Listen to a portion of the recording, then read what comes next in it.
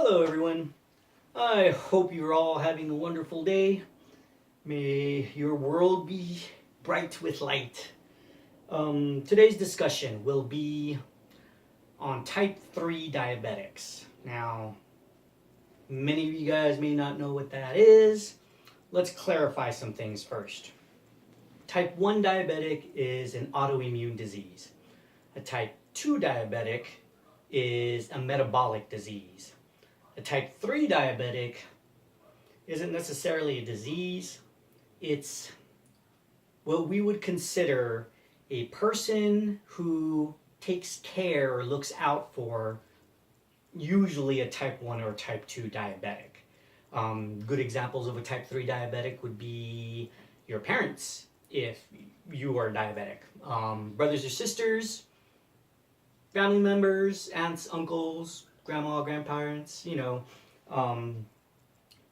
boyfriend, girlfriend, best friends, basically anyone that is associated with a type 1 diabetic's care. I've learned this was a title we used for some family members at a diabetic youth camp that I used to work at. A type 3 diabetic's perspective of the disease tends to be different. Usually from the parents' perspective, they feel completely responsible, especially if their child is at a young age. Strangely enough, even as adults, parents feel responsible for the care of an adult diabetic's health and well-being.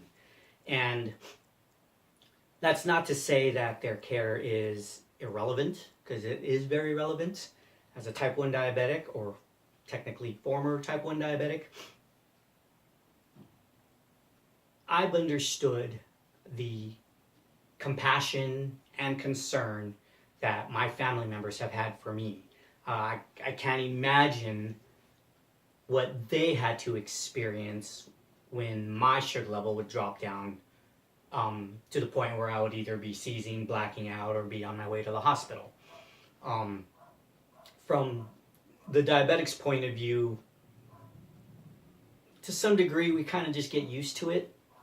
For the most part, oh, it's another low, I'll treat. Oh, I didn't treat in time. I'm waking up in a strange place. Kind of disorienting, but if it happens enough times, you either, I wouldn't say grow immune to it, but you do develop some sort of commonality with it, especially in my case, because I went low a lot when I was younger. There were times where I would wake up and be like, oh, I went low again. Oh well, thanks for help, guys. And there were other times where I would wake up in the hospital and, oh, I'm low again. Thanks for the help, guys. Felt odd as a type 1 diabetic to wake up from those. Or let's go to the other end of the spectrum. If you're high, type 1 diabetics aren't always conscious of how a high sugar level will affect their moods. A good example would be, I used to work at a coffee shop where I would be making people's drinks. And I remember one distinct day, I handed someone their drink and I said, here's your drink, ma'am. I hope you have a great day.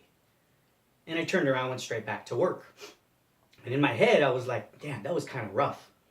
And a friend of mine walked up to me, a coworker, and she said, hey, Hoseby, did you take your insulin shot this morning? And I looked at her and I snapped. Why would you say that? And she says, did you even hear yourself? You're being snappy really quick for no reason. And for one of the first times in my entire life, I suddenly realized, yeah, she's right. I did miss my morning shot and my sugar level is most likely high.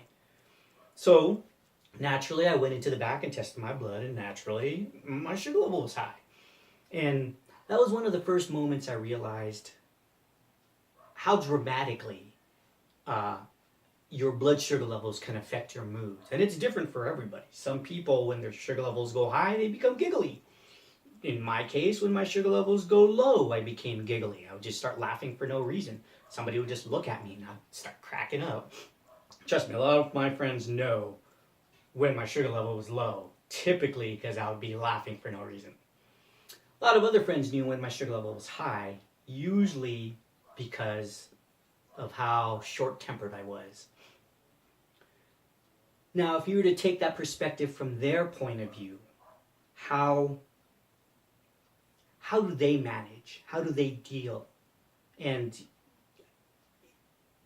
I can only sympathize. I can't empathize with that perspective because I was the type 1 diabetic. I was the one experiencing these highs and lows. And granted, yes, there were many times where I was capable of treating myself and caused no harm to others, but there were many other times where I was incapable and I had to rely on my brother or my parents or my friends to make sure that I turned out okay. For type 1 diabetics, that can be something we overlook so easily. Mainly because many of us have grown accustomed to this kind of lifestyle. For many of you new diabetics, my only recommendation is just be aware of how these situations can affect them. Yes, I know that's more stress for us and you. Like, that's a lot more stress to deal with. But for type 3 diabetics, it's unimaginable what they have to deal with. They have to witness the convulsing seizures. They have to witness the transportation of their loved ones to the hospital. They have to experience the short-tempered, snappy, grouchy face, sour attitude when sugar levels go high or low. And many type 3 diabetics learn to deal with those situations as best they can, but it's only one side of the coin. Diabetes does not just affect diabetics.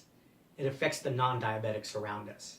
And that's very, very important for every person to understand, because as a type 3 diabetic, especially with parents, I understand it's worrisome. I understand it's you can easily become panicked over your child, no matter what age they are, experiencing some of the complications. Like, I see the concern on my parents' face and my brother's face when my kidneys went down. And there was no ifs, ands, or doubts whatsoever about why my kidneys failed. Clearly it was due to diabetes, but there was nothing I could do to ease their suffering, because even though we suffer in our own way with the struggles that we deal with, they also suffer. Even if it's from an alternative viewpoint, it's secondhand. Yeah, it's kind of a poor term to use. I don't like that, but it's still there. They experience the trauma in their own way, and as a recommendation for type 3 diabetics, no matter how hard it gets, no matter how overwhelming each scenario may be, there's a couple of things that need to be reminded to the self. Number one, the blood sugar levels do not define the person. In general, numbers do not define a person. An A1C of 13 does not define a person. When the meter says high, HI, that does not mean that the person or the diabetic is a bad person or made a mistake, or there's so many causes. I have a friend of mine who, and I've experienced this too, where there'd be a week where I'd do everything I can to take care of my sugar levels. I would exercise and eat right, take my shots on time. And just one morning I wake up and it says high. And instead of having an understanding of the various factors that play into sugar levels, I would get yelled at. What did you eat? What did you do? You didn't take your shot last night. And I had all these accusations thrown at me. And granted, in their defense, it was built up to that point because there were points where I would lie. Not lie because I wanted to, but I didn't want to get yelled at. And often when people yell at a diabetic or scold because of their blood sugar levels, it diminishes their want or need to do better, because now they're feeling like they're being attacked. And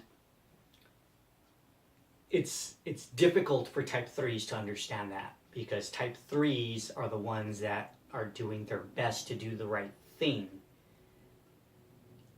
Sometimes the approach isn't always the most beneficial approach. So the next bit of information or suggestion I can offer is learn how to work with the type 1 that you're dealing with. Learn their quirks. What happens when they go high? Okay, their sugar level's high because they're acting in this manner. Let's confirm this. And instead of being accusational, forget the number and just deal with the situation. Your sugar level's 475. Okay, what do you suggest we do in order to bring it down? Okay, that's a great idea. Now, do you think there is anything that could have prevented this? No? Okay, let's try to focus on what we can do now, and then we'll talk about it later. Simple things. Very simple conversations where you're not being accusational, but you're able to draw out information. For other people that are not necessarily type 3s but are learning about diabetes, do some research first. And I'm sure you could look on YouTube for things you don't say to a type 1 diabetic, or any diabetic for that matter. There's a lot of things you probably don't want to say to a type 1 diabetic. It'll just annoy them, frustrate them. Should you be eating that is one of the things that kind of gets annoying. We understand your concern. We really do. It's not always helpful. Sometimes it gets annoying. I mean, if you get asked the same question over and over and over, you would get just as frustrated. But these are just suggestions. These are just other perspectives to consider, whether you're type 1 or type 3 or anything in between. Just be aware that your being affects other beings. And whether your sugar level is high or low, it affects the type 3s. Type 3s, whether you're in a good mood or a bad mood, that can have an effect on your type 1 or type 2. The best thing you guys can do, no matter what part of the spectrum you're sitting on, is learn how to work with the other parts. Learn what works for this diabetic and learn what works for that type 3. Learn how to work around this solution rather than putting blame anywhere, or not putting blame anywhere. Just learn how to work with it. Learn what best suits the individual that you're dealing with, because again, diabetes does not fit nicely into a little box. Some of us don't believe in the box or notice the box. It's why so many variables play into the controlling of a diabetic. If you're a parent, learn your child's habits. Learn how their emotions affects their sugar level. Learn how their attitude and their exercise and their food intake and their friends, and just learn their behavior and how it affects their diabetes. That's the best advice I can give you that I know, mainly because I wish I had that with me when I was younger. I didn't learn these concepts until later in life. And if that's able to bring you guys a little bit of peace, a little bit of light into your life in dealing with type 1s and type 1s, if that helps you to deal with type 3s, I really hope it does. If not, I wish you well, and that you find your way to deal with everything that we're dealing with. Like, share,